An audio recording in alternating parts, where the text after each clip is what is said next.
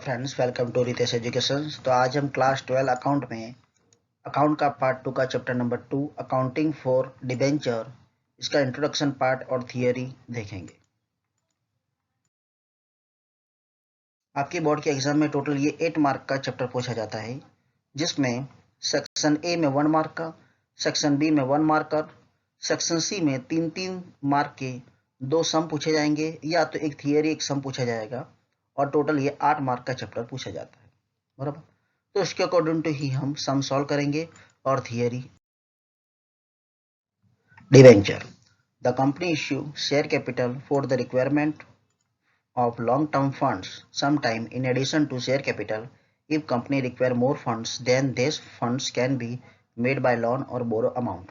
Finally, company get long-term loan from bank or financial institutes. Mostly, instead of borrowing such loan from financial institute or in addition to borrowing such loan for large investment, company can raise fund from public by issue of security.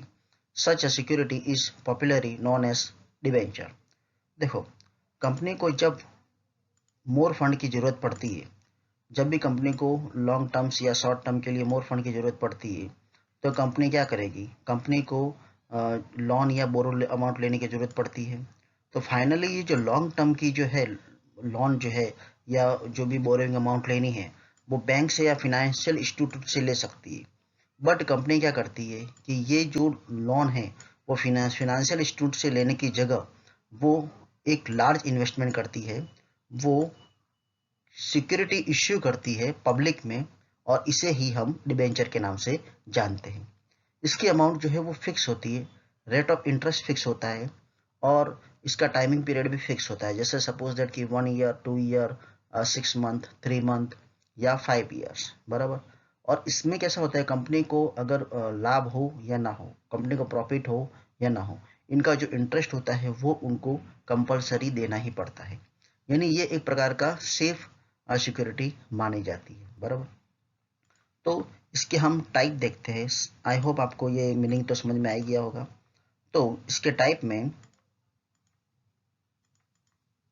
Type of debenture section A में देखेंगे, on the basis of security. Security के according to इसके 2 type है। Secure debenture, तो secure debenture किसको बोलेंगे? तो when this type of debenture issue some or all of asset of the company are given as security.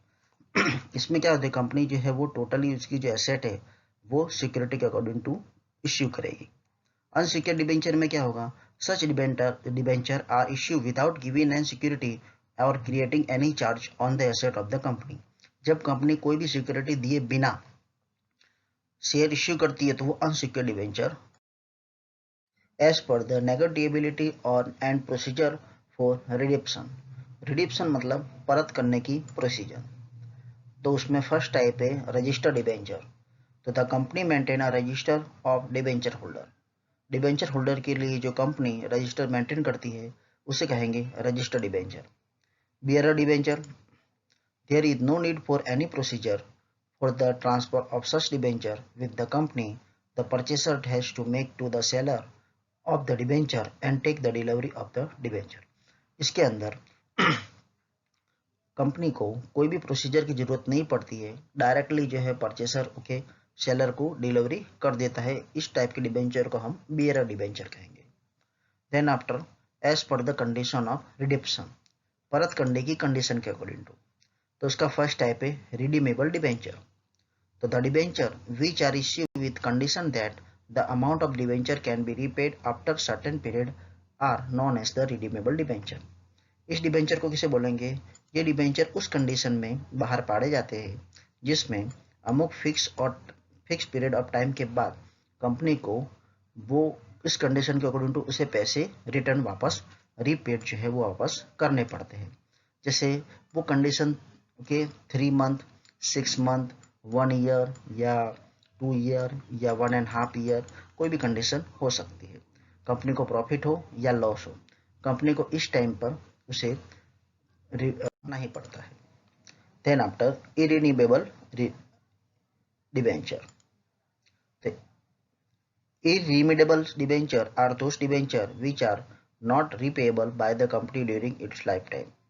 यानी life time के according to company को पैसे रिटर्न नहीं करने पड़ते, उसे हम क्या कहेंगे, इरिन्यूएबल डिबेंचर कहेंगे। या तो वो शेयर कैपिटल में कन्वर्ट हो जाएंगे या कोई भी कंडीशन के अकॉर्डिंग टू जो लिखा होगा उसके अकॉर्डिंग टू कन्वर्ट हो जाएंगे। इसमें लाइफ टाइम जो है कंपनी को उसके शेयर जो है वो रिपेड करने पड़ते नहीं। देन